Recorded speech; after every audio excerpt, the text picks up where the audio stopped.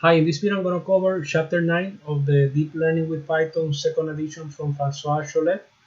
This chapter talks about advanced deep learning for computer vision.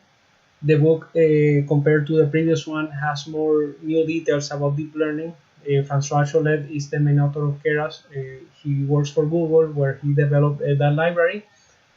And so we have basically new details about deep learning, and you can see in the book how he changes in the perspective and how this field is evolving.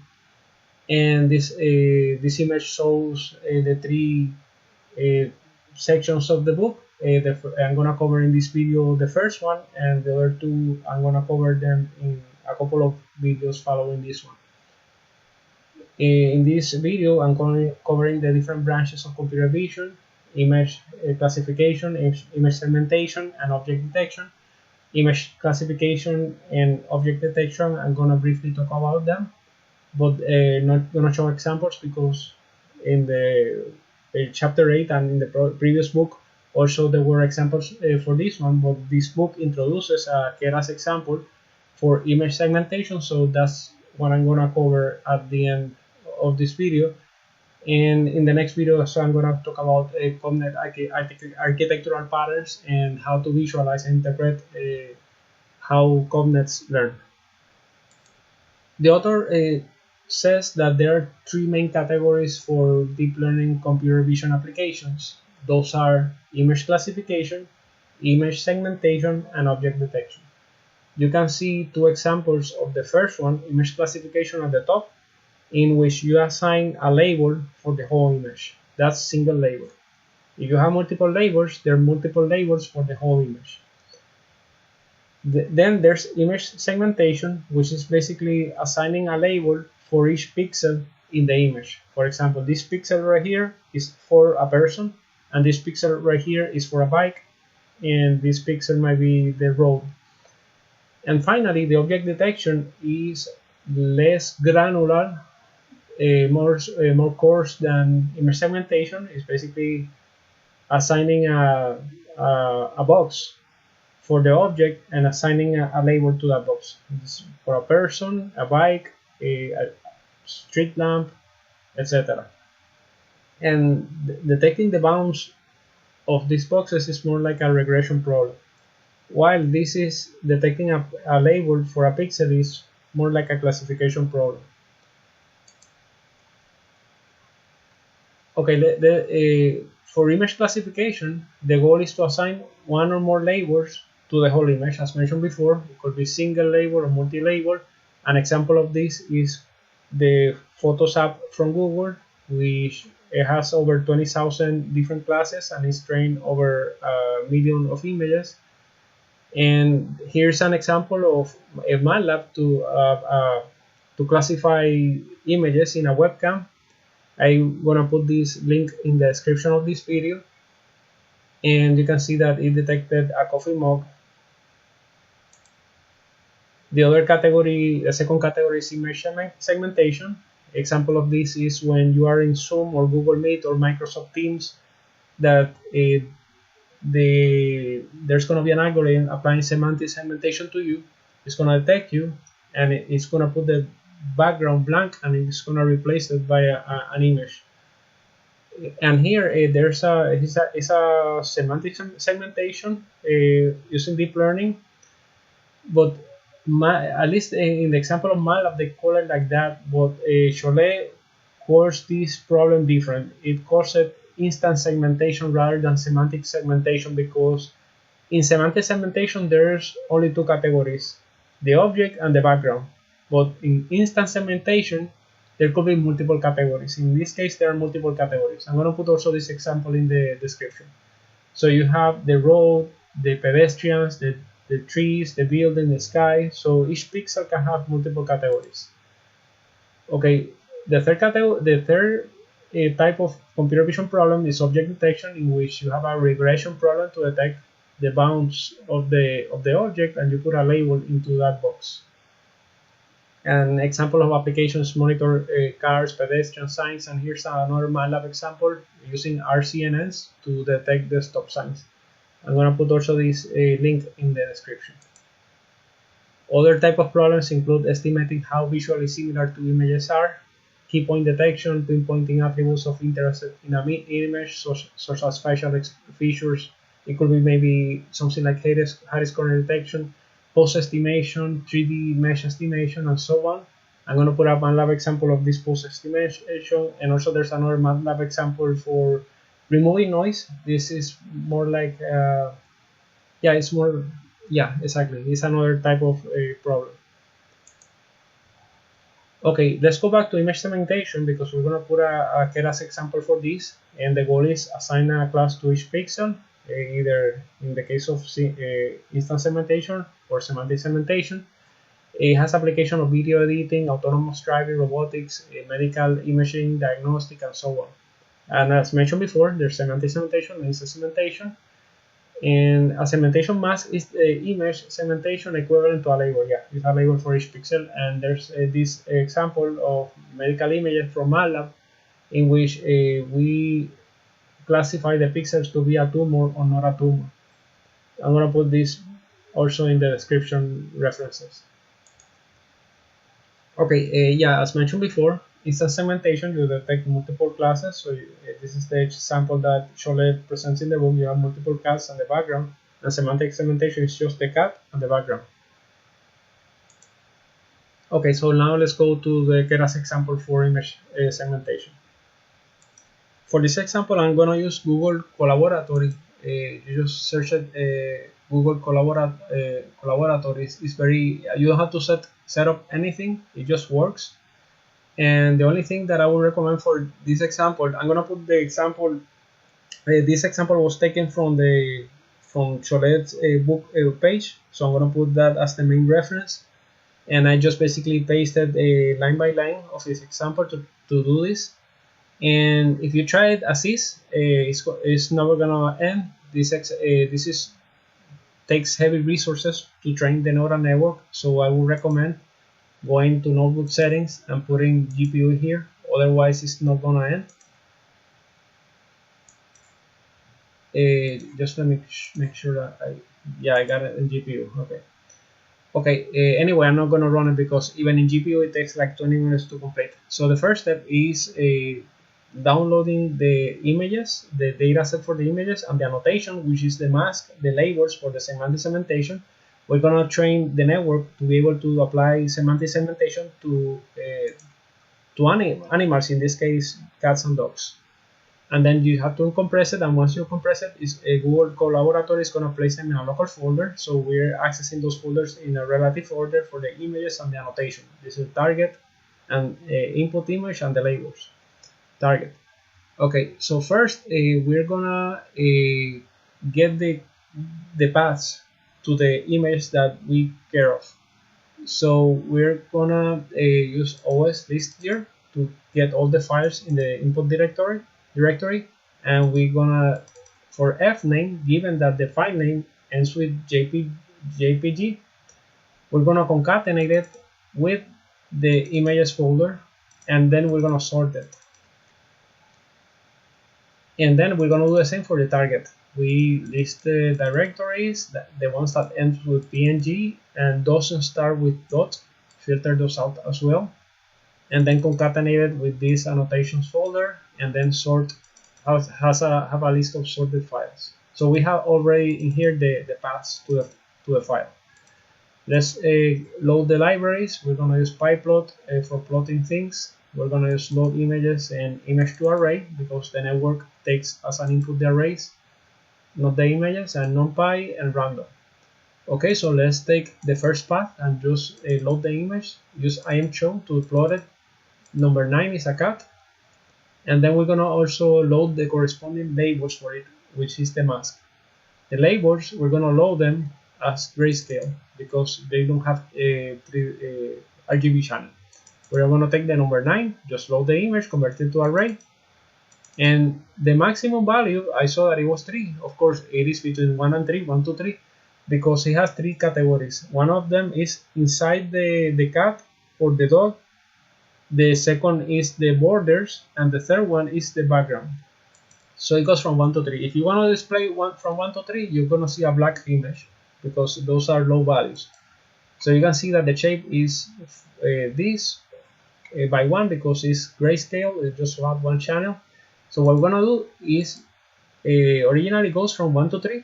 We subtract 1 to the target, we cast it down to use unsigned date so that it can be displayed, and then subtract it so that it can go from 0, 1 to, then multiply it by 127, so it's going to be 0, 127, 255, and then we just plot it and just select the last dimension, which is this one, just to get the grayscale image, and then just display it, and we get the inner, the border, and the background.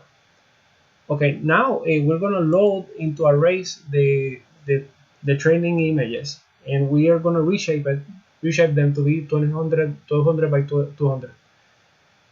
And yeah, so the number of input images is going to be 7,000 in total, but we're going to split that in a moment. Remember that we had the files sorted. Now we're going to shuffle them because it is not a good idea to feed sorted data into a network. It's not going to learn well. It is good to shuffle it. So both the input images and the labels have a one-to-one association. They are paired, so we cannot shuffle them independently. We have to use the same seed to be so that they don't lose their pairing. Okay, so now let's load it. Loading the image is trivial. We just resize it to 200 by 200 and just convert it to array because that's what the network takes as input. For the target, it's a little bit different. We, as before, we load it as grayscale. We shape it to 200 by 200, and we subtract it so that it can go from 0, 1, 2. Okay. Now let's go and we're gonna load the file and put them into arrays. So we're preparing the arrays with our tensors of zeros. The dimensionality of this is going to be the number of images, 7,000 by 200 by 200 and by 3. And when you use parentheses in Python, for those who are not familiar with this, you are having a tuple type. So this is a tuple, this is going to be another tuple, and this is another tuple. And when you add tuples, it's not like a pointwise addition. It's like it's a concatenation operation. So by the type is another tuple, and when you concatenate them, you get the dimensions.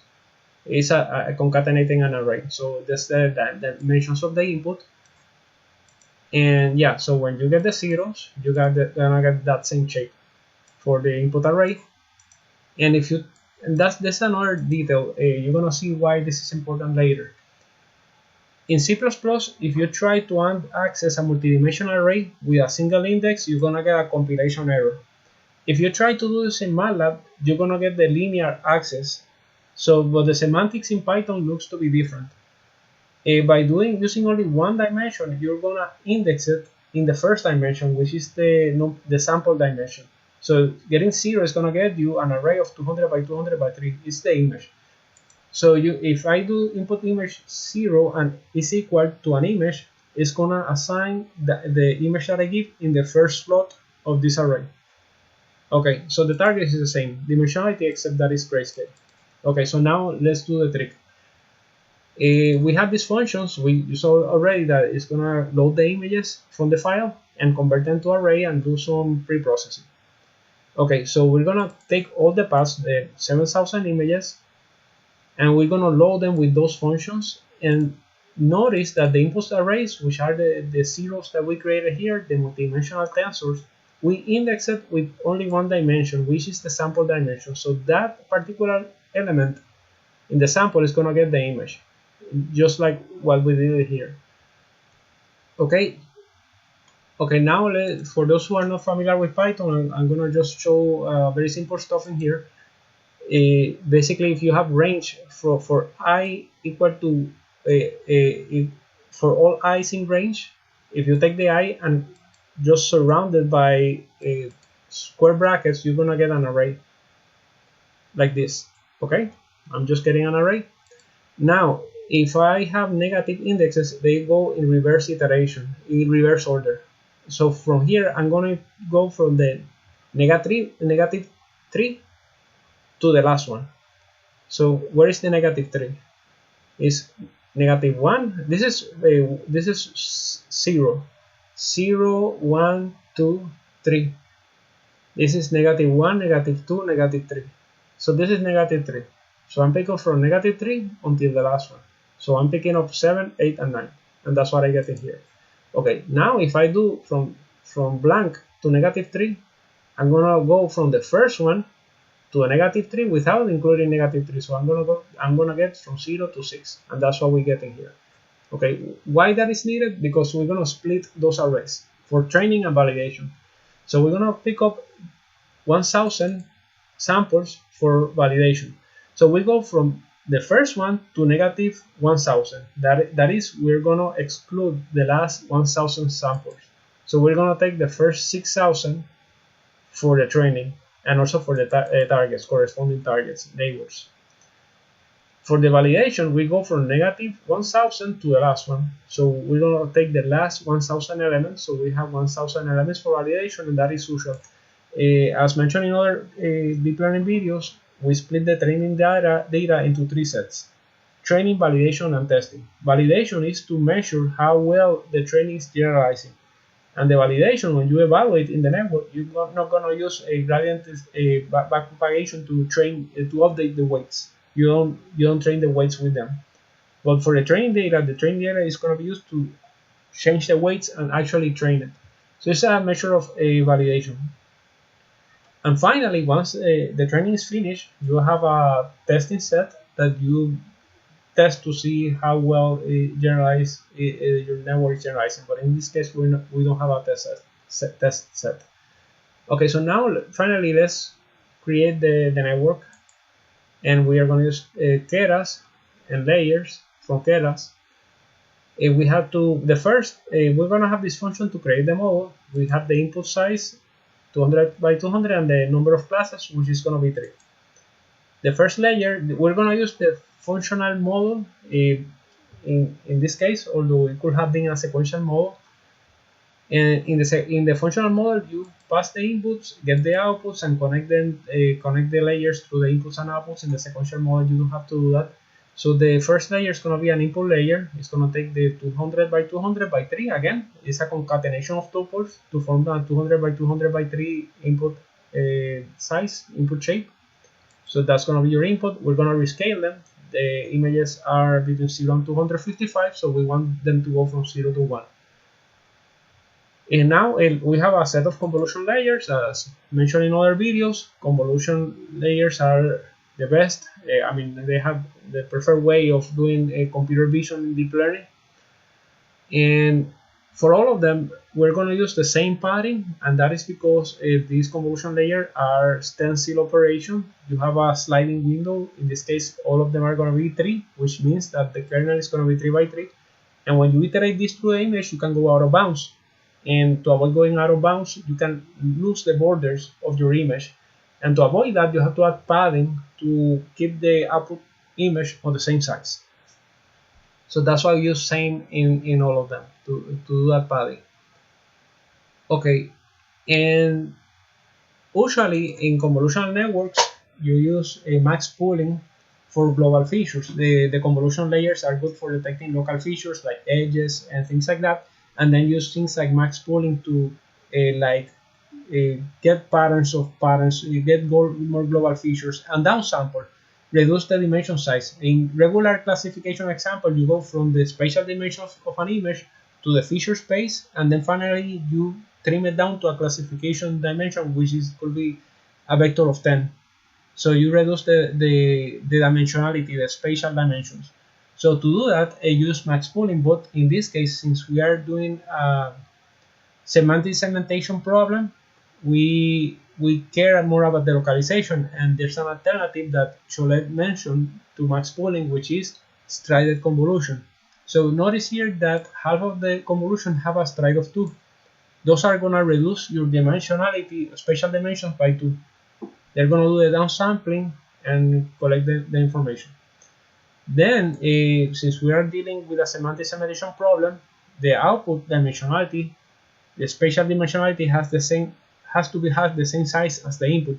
So we reduce in the first phase, which is the compression encoding, And then we go to a second phase, which is the coding, that we increment the spatial dimensions, and we do that by the convolution 2D transpose.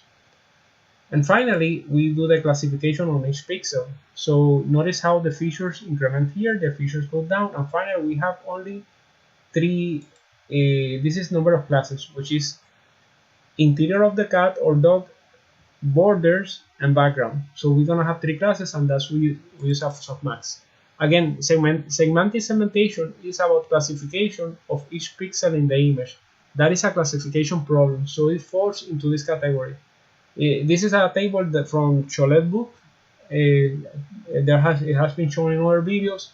So since we have a multi-class classification, we have three categories. We're gonna use softmax and categorical cross entropy to compute the loss function for the training. So we use softmax in here, okay? And we get the outputs and the inputs, and we create the model and return the model. Okay, now we call that function, pass the 200 by 200, the number of classes is 3. So we get the model, and here's the summary, and you can see what I mentioned earlier. You start with the image input size, with the color space, we do the rescaling, stays the same. Then we place the first convolution is a striated convolution, and you can see how the spatial dimensions get divided by 2. And then we go from the color space to the feature space.